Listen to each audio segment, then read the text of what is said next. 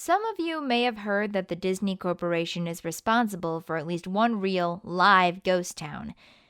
Disney built the Treasure Island Resort in Baker's Bay in the Bahamas. It didn't start as a ghost town.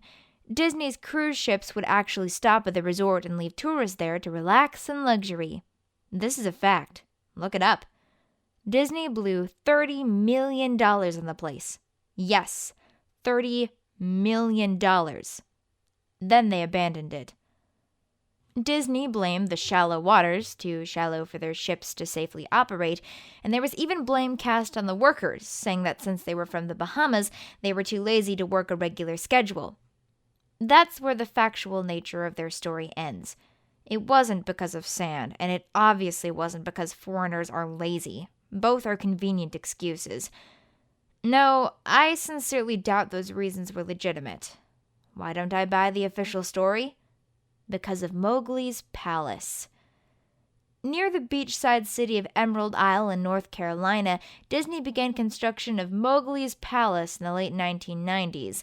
The concept was a jungle-themed resort with a large, you guessed it, palace in the center of the whole thing. If you're unfamiliar with the character of Mowgli, then you might better remember the story The Jungle Book. If you haven't seen it anywhere else, you'd know it as a Disney cartoon from decades past. Mowgli is an abandoned child in the jungle, essentially raised by animals and simultaneously threatened/pursued by other animals. Mowgli's Palace was a controversial undertaking from the start. Disney bought up a ton of high-priced land for the project, and there was actually a scandal surrounding some of the purchases. The local government claimed eminent domain on people's homes, then turned around and sold the properties to Disney. At one point, a home that had just been constructed was immediately condemned with little to no explanation. The land grabbed by the government was supposedly for some fictional highway project. Knowing full well what was going on, people started calling it Mickey Mouse Highway. Then there was the concept art. A group of stuffed shirts from Disney Co. actually held a city meeting. They intended to sell everyone on how lucrative this project was going to be for everyone. When they showed the concept art, this gigantic Indian palace, surrounded by jungle, staffed with men and women in loincloths and tribal gear, well, suffice it to say, everyone flipped their shit.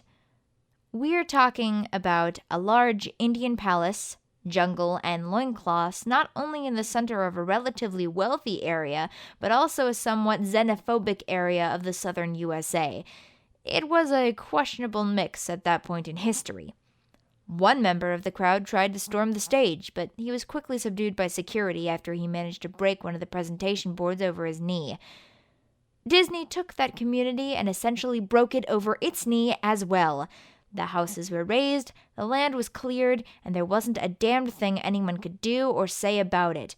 Local TV and newspapers were against the resort at the beginning, but some insane connection between Disney's media holdings and the local venues came into play, and their opinions turned on a dime. So anyway, Treasure Island, the Bahamas. Disney sunk those millions in and then split. The same thing happened with Mowgli's Palace. Construction was complete. Visitors actually stayed at the resort. The surrounding communities were flooded with traffic and the usual annoyances associated with an influx of lost and irate tourists. Then it all just stopped. Disney shut it down, and nobody knew what the hell to think. But they were pretty happy about it. Disney's loss was pretty hilarious and wonderful to a large group of folks who didn't want this in the first place.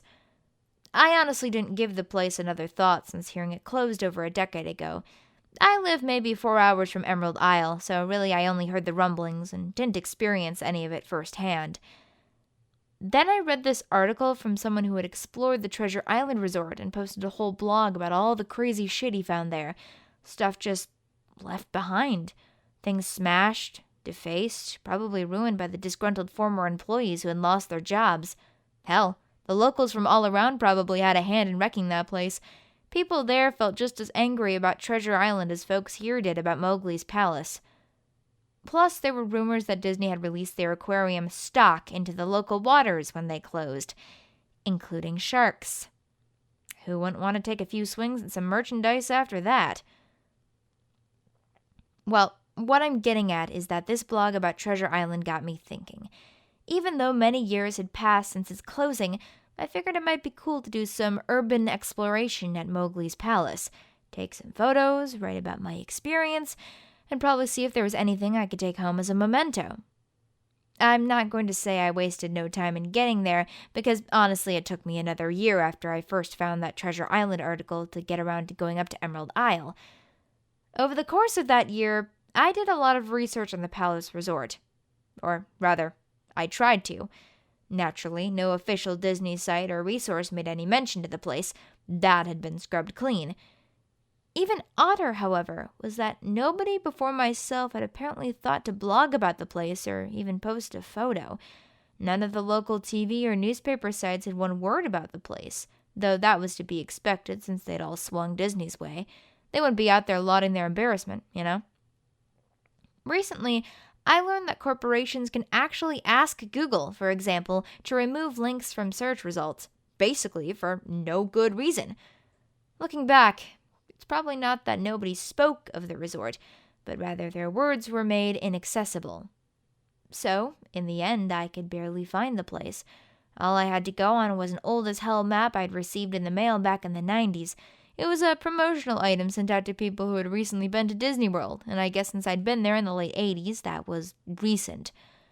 I didn't really intend to hang on to it. It just got shoved in with my books and comics from my childhood. I'd only remembered it months into my research, and even then it took me another few weeks to locate the storage bin my parents had shoved it all into. But I did find it. Locals were no help, as most were transplants who had moved to the beach in recent years, or old residents who just sneered at me and made rude gestures the second I managed to say, "Where would I find Mowgli's—" The drive took me through an inordinately long corridor of overgrowth, tropical plants that had run rampant and overpopulated the area mixed with the native species of flora that actually belonged there and had tried to reclaim the land. I was in awe when I reached the front gates of the resort. Tremendous monolithic wooden gates whose supports to either side looked like they must have been cut from giant sequoias. The gate itself had been gouged in several places by woodpeckers and eaten away at the base by burrowing insects. Hanging on the gate was a sheet of metal, some random scrap, with hand-painted letters scrawled in black. Abandoned by Disney. Clearly the handiwork of some past local or an employee who wanted to make some small protest. The gates were open enough to walk through, but not drive, so grabbing my digital camera and the map, whose flip side showed a layout of the resort, I set off on foot. The inner grounds of the place were just as overgrown as the entryway. Palm trees stood untended and ragged among piles of their own coconuts. Banana plants similarly stood in their own stinking, bug-riddled refuse. There was this sort of clash between order and chaos, as carefully planted rows of perennial flowers mixed with obnoxious tall weeds and stinking blackened mushrooms.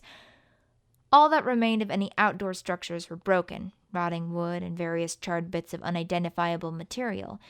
What was most likely an information booth or an outdoor bar was now simply a pile of assorted debris chopped up by past vandalism and ravaged by weather. The most interesting thing in the grounds was a statue of Baloo, the friendly bear from the Jungle Book, which stood in a sort of courtyard in front of the main building. He was frozen in a jovial wave toward no one, staring into empty space with a silly, toothy grin as bird shit covered whole swaths of his fur and vines ensnared his platform. I approached the main building, the palace, only to find the outside of the building covered in graffiti where the original paint hadn't peeled and chipped away. The front doors weren't just open, they had been taken off their hinges and were stolen. Above the front doors, or the gaping maw where they had been, someone had once again painted, "Abandoned by Disney." I wish I could tell you about all the awesome stuff I saw inside the palace. Forgotten statues, abandoned cash registers, a full-fledged secret society of homeless bums. But no. The inside of the building was so stark, so bare, that I actually think people had stolen the molding off the walls. Anything that was too big to steal, counters, desks, giant fake trees, they were all resting amid this empty echo chamber that amplified my every step like a slow rat-a-tat of a machine gun. I checked the floor plan and headed to all the locations that might seem in any way interesting. The kitchen was, as you'd imagine, an industrial food prep area with all the appliances in space, no expenses spared. Every glass surface was broken, every door knocked off its hinges, every metal surface kicked and dented. The entire place smelled like very old piss. The huge freezer, not even remotely cool now, had row upon row of empty shelf space. Hooks hung from the ceiling, probably for hanging cuts of meat, and as I stood inside for a moment, I noticed they were swinging. Each hook swung in a random direction, but their movements were so slow and small that it was almost impossible to see. I figured it had been caused by my footsteps, so I stopped one from swinging by clutching it in my fist, then carefully letting go. But within seconds it started to swing once more. The public bathrooms were in much the same state as the rest of the place. Just like the Treasure Island resort, someone had methodically smashed each porcelain commode with coconuts and other implements. There was about half an inch of rancid, stinking, stagnant water on the floor, so I didn't stay there very long. What's odd is that the toilets and the sink and the bidets in the ladies' room all dripped, leaked, or just ran freely. It seemed to me that they should have shut the water off long, long ago. There were plenty of rooms in the resort, but naturally I didn't have time to look through them all. The few I did peer into were similarly wrecked, and I didn't expect to find anything there. I thought there was actually a television or a radio in one room, as I really think I heard a quiet conversation coming out.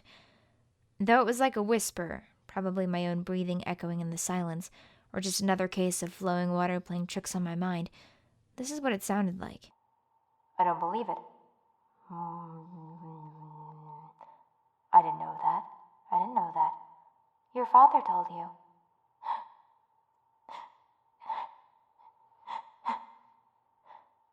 I know. That sounds ridiculous. I'm just telling you what I experienced, why I thought there might have been something running in that room, or worse, some vagrants who had holed up there and probably would have knifed me.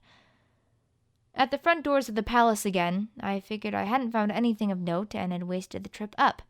As I looked out the door, I noticed something interesting in the courtyard that I had apparently missed, something that would give me at least one thing to show for all my trouble, even if it was just a photograph.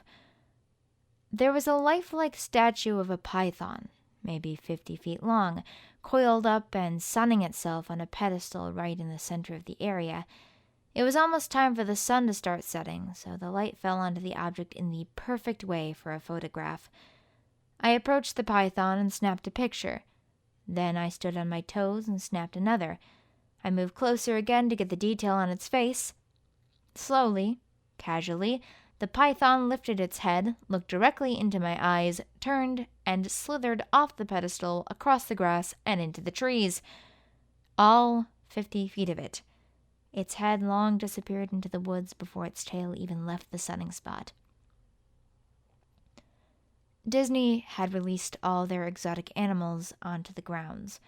Right there on my floor plan map was the reptile house. I should have known. I'd read about the sharks at Treasure Isle. I should have known they'd done this. I was dumbfounded, just utterly stupefied. My mouth must have been hanging open for the longest time before I came back down to earth and snapped it shut. I blinked a few times and backed away from where the snake had been, back towards the palace. Even though it was totally gone, I still wasn't taking my chances and backed my way into the building. It took a few deep breaths and slaps to my own face to get myself right in the head again after that. I looked for a place to sit down, as my legs were feeling a bit like jelly at that point. Of course, there was no place to sit down unless I wanted to recline in the broken glass and dead leaf carpet or haul myself up onto a desk of questionable reliability. I had seen some stairs near the palace's lobby and decided to go have a seat there until I felt better. The staircase was far enough away from the front of the building to be relatively clean, save for a startling accumulation of dust.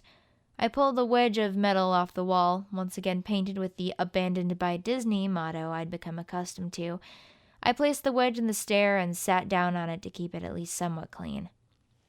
The stairway led downward, below ground level.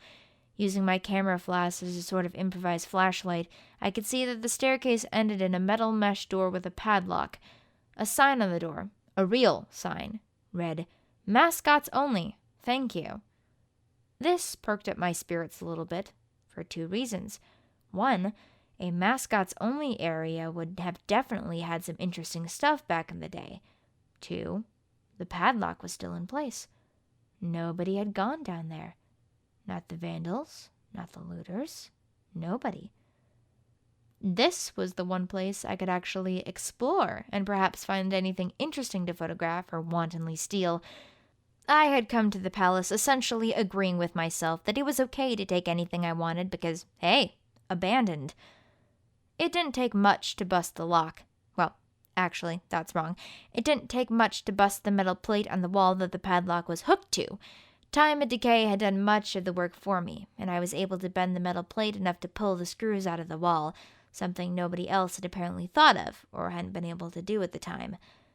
The mascots only area was a startling and very welcome change from the rest of the building I'd seen. For one, every second or third fluorescent light overhead was illuminated, even though they flickered and faded randomly. Also, nothing had been stolen or broken, even if age and exposure had definitely taken their toll. Tables had notepads and pens. There were clocks, even a punch-in clock on the wall complete with filled-out time cards. Chairs were scattered around, and there was even a small break room with an old static-filled television and long rotted-out food and drink on the counters. It was like one of those post-apocalypse movies where everything is left in a state of evacuation. As I walked the maze-like sub-basement hallways of the mascots-only area, the sights just became more and more interesting. As I went further, desks and tables were knocked over, papers scattered and almost melded with the damp floor, and a large carpet of mold was slowly overtaking the real rotting crimson floor covering. Everything was just sort of squishy. Anything wood disintegrated into mush when I applied even the least amount of force, and clothing items hanging on hooks in one of the rooms simply fell to moist threads if I tried to unhook them. One thing that annoyed me was that the light was becoming more sparse and unreliable as I went further into the dank, suffocating depths of the place. Eventually, I reached a black and yellow striped door with the words Character Prep 1 stenciled on it. The door wouldn't open at first. I figured this was probably where the costumes were kept, and I definitely wanted a photograph of that twisted, stinking mess. Try as I might, whatever angle or trick I tried, the door wouldn't budge. That is, until I gave up and started walking away. That was when there was a slight popping sound and the door creaked open slowly. Inside, the room was completely dark. Pitch black. I used the camera flash to look for a light switch on the wall by the door, but there was nothing. As I made my search, I was jarred out of my sense of excitement by a loud electrical buzz.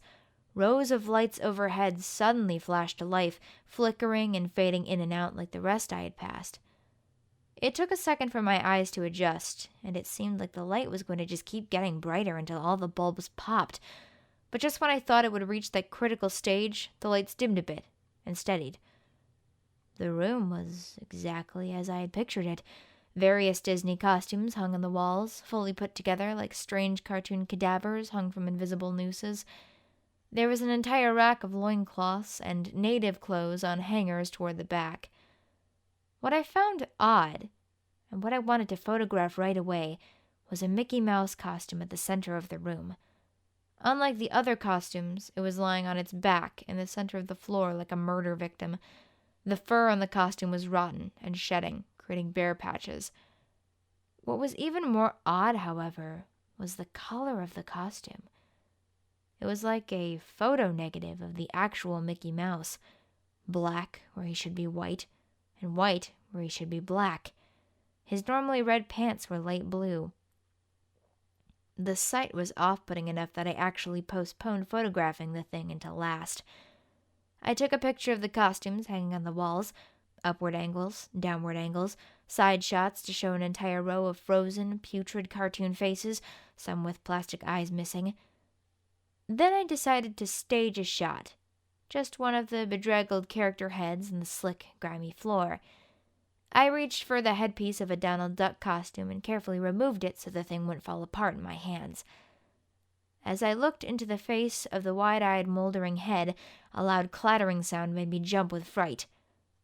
I looked down at my feet, and there between my shoes was a human skull. It had fallen out of the mascot head and shattered into pieces at my feet. Only the empty face and lower jaw remained staring up at me. I dropped the duck head immediately, as you'd expect, and moved for the door. As I stood in the doorway, I looked back to the skull on the floor. I had to take a picture of it, you know? I had to, for any number of reasons that may seem silly, but only if you don't think it through. I'd need proof of what happened, especially if Disney was going to make this somehow go away. I had no doubt in my mind, right from the start, that even if it was just gross negligence, Disney was responsible for this. This was why the resort had closed, and I was the only one outside Disney Co. who knew. Me. That's when Mickey, the photo negative opposite Mickey in the middle of the floor, started to get up. First sitting up, then climbing to its feet, the Mickey Mouse costume, or whoever was inside of it, stood there at the center of the room, its fake face just staring directly at me as I mumbled, "No," over and over and over. With shaking hands, a violently thrashing heart, and legs that had once again turned to jelly, I managed to lift the camera and aim it at the opposite creature now quietly sizing me up, head tilted.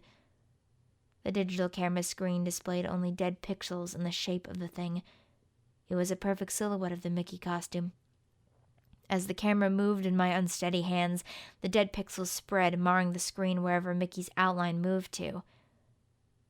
Then the camera died, went blank and quiet and broken. I raised my eyes once again to the Mickey Mouse costume.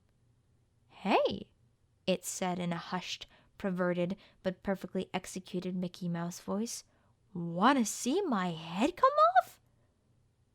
It started to pull at its own head, working with clumsy, glove-clad fingers around its neck with clawing, impatient movements similar to a wounded man trying to pull himself free of a predator's jaws.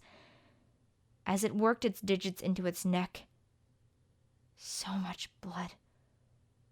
So much thick, curdled, yellow blood. I turned away as I heard a sickening tearing of cloth and flesh, only cared about getting away. Above the doorway out of this room, I saw the final image clawed into the metal with bone or fingernails. Abandoned by God. I never got the pictures out of the camera. I never wrote the blog entry about it.